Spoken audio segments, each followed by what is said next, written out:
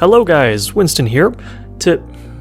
Hold on. Hi folks, Winston here. Today's video is going to be a little different. We're going to be getting a lot more technical about our toolpaths because I think a lot of us, myself included, have been machining aluminum in a less than optimal way this whole time. So, if you'll permit me to do my best discount John Saunders impression... Hold on. So, if you'll permit me to do my best discount John Saunders impression, let's walk through how to use Fusion 360's adaptive toolpaths to machine a simple aluminum holder from miscellaneous parts. Welcome to an episode of Winston's Widgets. Cue the music. We already ran the intro, didn't we? For the majority of hobby CNC users, basic 2D toolpaths employed by programs like Carbide Create and Easel provide almost all the functionality you need. These toolpaths operate in a pretty straightforward way. Move to the starting point, plunge to cutting depth, move laterally to the end point, and retract. This is perfectly fine in soft materials like wood and plastic, but it's really not great for metals. Even though most end mills are center cutting and can remove material from their entire cross-sectional area, it doesn't mean they should. The center of your end mill has almost zero tangential velocity, so it's not very good at cutting. Between the strain of basically pushing the material into submission and the mechanical shock of being suddenly surrounded by material, straight plunging an end mill is the CNC equivalent of dumping the clutch in your car. For the most part, people get away with this because the cuts taken with this method are usually very shallow. In aluminum and brass, most people are using depths of cut of 10, 20, maybe 30 thou. But that's also less than ideal because it means the only part of your end mill that ever does any work is the last few hundredths of an inch. Every single chip, flake, and mote of dust that you've ever created through machining has touched this part of your end mill, and that is a recipe for heat and abrasion and tool wear. The solution to both of these issues is to ramp into your material and spread your cutting over a greater length of tool. To do that, you'll need to plunge deeper into your material and control your radial tool engagement. You want to cut less like this and more like this.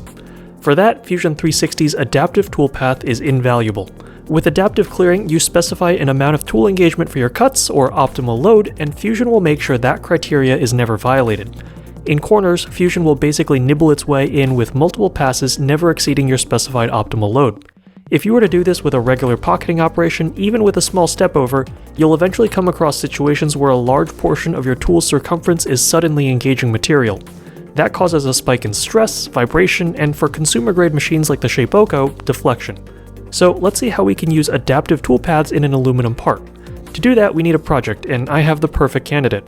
A couple of you might know that I'm a runner, or more accurately, I'm good at traversing long distances at a pace faster than walking. So I have a stash of electrolyte tablets that I put in water, which saves me space in the pantry and gives me better control over how much sugar I want to consume. Machining a holder for these would involve making a bunch of holes, which would be perfect for iteratively refining my toolpaths. I happen to have a block of 1/2 inch aluminum laying around, so that's what I used as the basis for my part. To see how I modeled this piece, check out yesterday's livestream on my second channel, link in the description below. So the starting point for my cam parameters was as follows: 10,000 RPM and 56 inches per minute. That translates to about 650 surface feet per minute and a chip load of about 2 thou per tooth.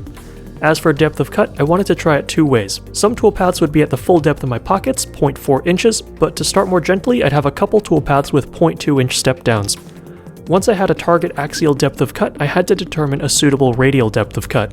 For that, I turned to Machining Advisor Pro from Harvey Performance. It's a free web-based tool for calculating feeds and speeds for machines much more expensive than a Shapeoko. Map spit out a radial depth of cut of about half the tool diameter if I was plunging down to 0.4 inches. I knew there would be no way to achieve that on the Shapeoko, but I wanted to know just how close to that theoretical benchmark I could get. Spoiler alert, I didn't come anywhere close to those recommendations. With my hole pattern, I set up increasingly aggressive cuts starting at a 0.025 inch optimal load and increasing in increments of the same. The idea would be to stop my Shapeoko once it started choking, back off slightly, and use those settings for the rest of my holes. The end mill I was using was Helical Tools 48116 cutter, a 3-flute variable helix coated end mill. Variable helix geometries help suppress any resonance that might cause chatter, and coatings are crucial to minimize chip welding if you're dry cutting aluminum, both risks on the Shapeoko. I set up my block of aluminum with the old masking tape CA glue trick, faced a section of my stock down by a 32nd of an inch, and took the first plunge. I started having problems almost immediately. I stopped my Shapeoko after the first pass because it just wasn't sounding right.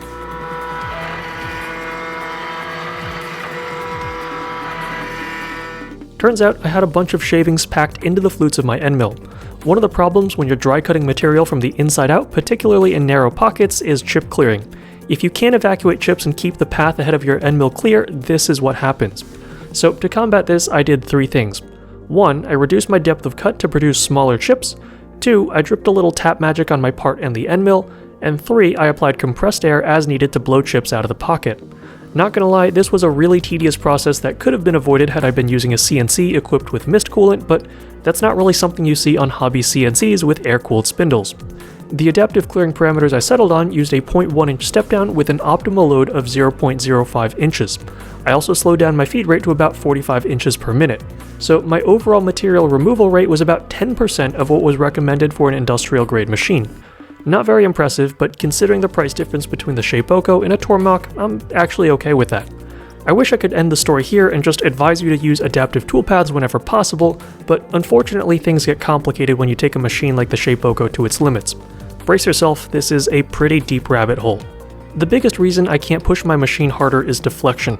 The Makita router I'm using as a spindle has the torque to handle more, but the elasticity of the Shapeoko as a whole is vulnerable to low frequency resonance. The tension of the belts and the mass of the gantry system form their own spring damper system. And also, at these cutting loads, there's a lot of deflection in the system.